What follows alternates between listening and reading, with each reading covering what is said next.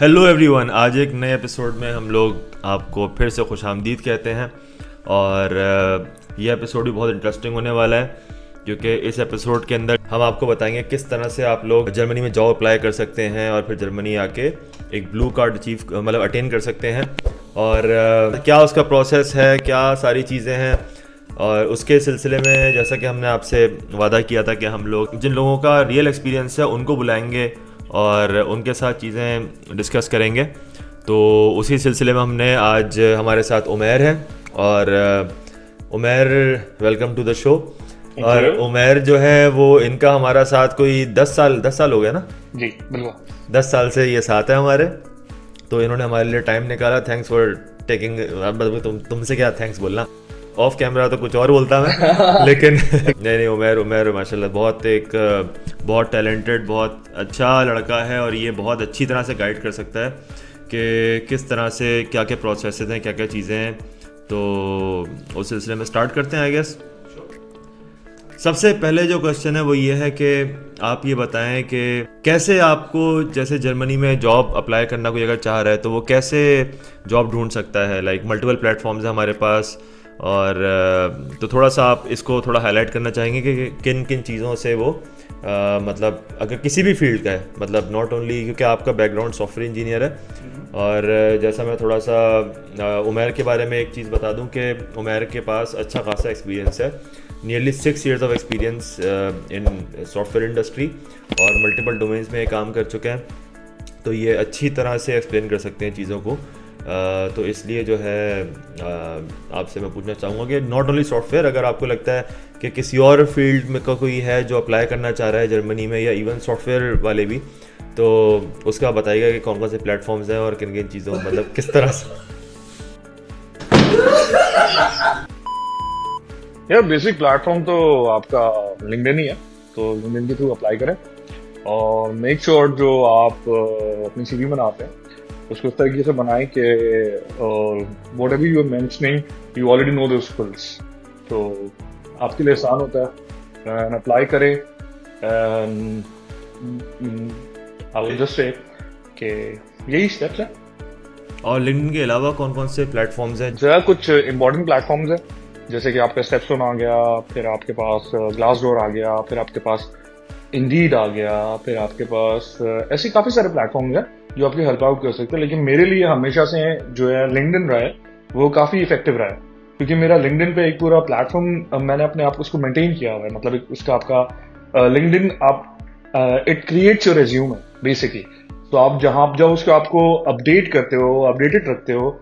और लिंक्डइन की अपनी कुछ स्मॉल सर्टिफिकेशंस हैं, वो भी काफ़ी इम्पैक्ट क्रिएट करती हैं। तो you should go with a person should go for that actually. तो मेरे लिहाज से ये चीज़ें इंपॉर्टेंट होती हैं कि आप अपने आप को मार्केट किस तरह करो for the company to look into you. अच्छा, जैसा कि आपका बैकग्राउंड सॉफ्टवेयर इंजीनियरिंग में है, तो ये कितना इन्फ्लुएंस किया है आपकी जॉब फाइंडिंग में, मतलब जर्मनी में जॉब ढूंढने में कितनी आसानी हुई इसकी वजह से आपको? तो यार वैसे तो जो सॉफ्टवेयर या फिर जो भी आप कंप्यूटर साइंस कह लें, वो एक वाइडली अभी वाइड स्प्रेड फील्ड है और इसकी काफ़ी demand, not even in Germany but all around the world. I think it's the booming industry, and with AI coming in and machine learning coming in, computer vision, so अब ये field बहुत vast होती जा रही है, बहुत grow होती जा रही है, इवन डेटा साइंसेस। तो इसकी बहुत ज़्यादा डिमांड बढ़ती जा रही है। तो every new country, first world countries after it कि भाई हम प्रोडक्ट पहले बनाएं, हम चीज़ें बना के सेल आउट करें, तो हर किसी की ये डिमांड है, हर किसी की they want to sell products. तो उसको बनाने के लिए they need people. Okay, so they need manpower. So they're looking for Asia. They're looking for people who can work skilled labor. So उसके लिए फिर बड़ा relevant हो जाता है कि they hire people from different countries, and वहाँ पे हमारे लिए एक opportunity, एक gap create होता है क्योंकि इनके पास skilled labor नहीं है. They want, so if they will start training someone, it will take around 5 to 6 years. So उनको एक skilled labor मिल जाती है और हमारे लिए एक opportunity हो जाती है कि हम यूरोप, US ऐसी market को explore कर सकें. So this is how the trajectory goes on. ठीक है, तो चलें, अब जॉब ऑफ़र आपको मिल गई और आप ब्लू कार्ड के लिए अप्लाई करते हैं। By the way, blue card के लिए हम किसी और वीडियो के अंदर जो है डिटेल में बात करेंगे कि ब्लू कार्ड होता क्या है और कैसे क्या क्या रिक्वायरमेंट्स हैं इसकी। तो ब्लू कार्ड के प्रोसेस की अगर हम बात करें तो ब्लू कार्ड का प्रोसेस कितना मतलब डिफ़िकल्ट था, इजी था, या क्या क्या हर्डल्स आपको मतलब पेश आए इस चीज़ में? Yeah, I actually came to one of the cities in Baden-Württemberg region, that is Metzingen, near to Stuttgart. So the process was pretty simple, and you just have to fill the form and give it to the Ausländerbehörde. They will take some amount, roughly estimated about 100 euros, and then they will hand you the card. So they need some documents, your bank card and your taxation document, something like that, and it's pretty simple. But the thing is कि blue card से जो पहले का process है, आपने जो document submit कराने हैं, आपने यहाँ पे आना है, वो थोड़ा सा होता है क्योंकि वो कम्बरसम एक प्रोसेस है, क्योंकि आपने वहाँ से अप्लाई करना है, फिर आपका NIBIN है, आपने डॉक्यूमेंट्स वेरीफाई कराने होते हैं, सारी चीज़ें करनी होती है, तो इट टेक्स सम टाइम। आपकी कंट्री से ज़्यादा टाइम लग जाता है as compare to here, but once you here then it's pretty easy है। That's not difficult. अच्छा, आपने क्योंकि पाकिस्तान में भी बड़ी बड़ी कंपनीज़ में काम किया और आपका अच्छा खासा एक्सपीरियंस है, तो यहाँ पर आने के बाद और पाकिस्तान की अगर मैं बात करूँ तो पाकिस्तान के अंदर मतलब जो इनिशियल एक ट्रांजिशन आपको मतलब एक आपको लेना पड़ा पाकिस्तान से यहाँ आने के लिए, तो उसमें क्या प्रॉब्लम्स फेस किए आपने? घंटा कोई नहीं, सारे सेम ही है। नेक्स्ट पे आते हैं, नेक्स्ट प्लीज़। अच्छा, एक क्वेश्चन जो मैं सबसे पूछता हूँ जो जर्मनी में होते हैं कि उनको लैंग्वेज बैरियर यहाँ पे बहुत देखने को मिलता है, क्योंकि ऑब्वियसली यहाँ की फर्स्ट लैंग्वेज जर्मन है, डॉइच जिसे बोलते हैं, और वो बहुत ज़्यादा डिफ़िकल्ट है एक ऐसे इंसान के लिए जो ऑब्वियसली जो नेटिव जर्मन नहीं है। तो आपको क्या चैलेंजेस फेस आए मतलब वर्क प्लेस में या जनरली? देखिए, एक किसी भी कंट्री जाते हैं उसकी लोकल लैंग्वेज तो आपको आनी चाहिए, that's the I think basic rule. तो हमारे पास ये थोड़ा सी आता है कि यहाँ पे जब आप ऑफिस में होते हैं, दे यूजुअली ट्राई और they force that everyone should know German and they are comfortable in speaking German. तो आपको भी आनी चाहिए, और मेरे ख्याल से एक बहुत इम्पोर्टेंट एसेट है, और बहुत वो रिस्पेक्ट भी करता है कि यार अगर आप कोई लैंग्वेज लर्न कर रहे हो, ये बहुत प्राउड फील करते हैं उस चीज़ का। आपको भी लर्न करना चाहिए। 29 मिनट का सलाह दी। और जर्मनी आने के बाद आपको सबसे ज़्यादा शौक क्या लगा, सरप्राइज क्या मिला आपको जर्मनी आने पे? देखिए, सबसे बड़ा तो मुझे मिला कल्चरल शॉक। ठीक है, हम पाकिस्तान में, मैं एक दोस्त के साथ बैठा हुआ था ऐसे, तो मैंने उससे पूछा, यार तुम्हें स्विमिंग आती है? बोलता हाँ आती है। मैंने कहा literally I am asking you like a European, मतलब व्हेन दे से they know something they actually know something. ठीक है, वो बोलता वी डोंट नो। अब मैंने उसको बोला भाई कि आपने 15 फुट गहरे समुद्र स्विमिंग पूल में आपने स्विम करना है, तो उसने मुझे बोला यार मैं वहां पे तो स्विम नहीं कर सकता। ऐसा तो नहीं, 15 फुट का समंदर ले यार। तो सबसे बड़ा मुझे कल्चर शॉक मिला, तो we belong to a city like Karachi which is usually up at night. यहाँ 10 बजे सब बंद हो जाता है, उसके बाद फिर आपका संडे ऑफ है, मतलब it's pretty strange for us. और आप जो भी हॉलीडे आता है आपका वो कंप्लीटली ऑफ है, मतलब nothing is open on that holiday, so it's pretty weird for us and it's a complete culture shock. फिर आपके पास कोई गंदी करने वाला नहीं है, कोई रोडों पे चीजें फेंकने वाला नहीं है, और हम चीज के आदी हैं, रोडें टूटी भी नहीं है। तो हमें थोड़ा सा ये ना तो अजीब चीज लगती है कि यार लोग सिग्नल्स को फॉलो कर रहे हैं, प्रॉपरली चल रहे हैं, no one is bothering the other person, कोई स्नैच नहीं कर रहा। हम कराची से बिलोंग करते हैं यार, कोई वेपन तो दिखाओ यार, ऐसी कोई चीज नहीं है। तो it's pretty like a great culture shock for us. अगर मैं वर्क कल्चर की बात करूं तो उसमें क्या चेंज आपको नजर आया?